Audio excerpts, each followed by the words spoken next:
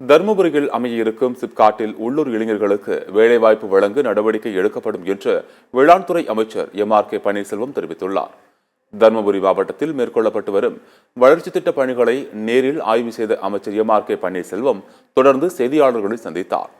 அப்போது பேசிய அவர், சிப்காட்டில் அமையவுள்ள தொழிற்சாலைகளில் தருமபுரி மாவட்டத்தைச் சேர்ந்த இளைஞர்களுக்கு முன்னுரிமை வழங்கப்படும் என்றும் குறிப்பிட்டார்.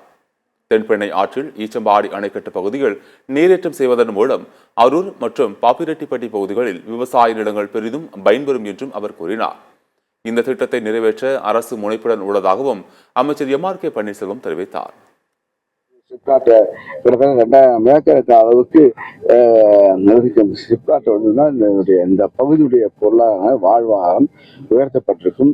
அதையும் கருத்தில் கொண்டு இப்போது 10 ஆண்டு காலமாக எதையும் செயல்படாமல் இருந்ததை இப்போ முதலமைச்சர் அவர்கள் துரிதப்படுத்தி இது இப்போ என்விரான்மெண்ட், அதாவது மாசு கட்டுப்பாடு வாரியத்தால் கூட்டம் நடத்தப்பட்டு இது டெல்லியினுடைய ஒப்புதலுக்கு அங்கே உள்ள அனுமதி சென்றிருக்கின்றது.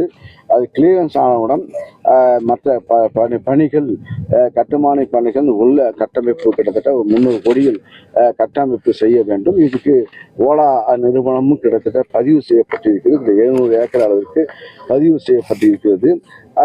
அதே போல இன்னும் உள்ளூர் அந்த கூட்டத்தில் உள்ளூர், அதாவது தருமபுரி மாவட்டத்தை அந்த மக்களுக்கு முன்னுரிமை வழங்க வேண்டும் என்ற கோரிக்கை, அது முன்னுரிமை வழங்கப்படும் என்பதை நான் இந்த நேரத்தில் தெரிவித்துக் கொள்கிறேன். அதை இந்த சிப்காட்டை பயன்படுத்திக் கொள்ள வேண்டும்.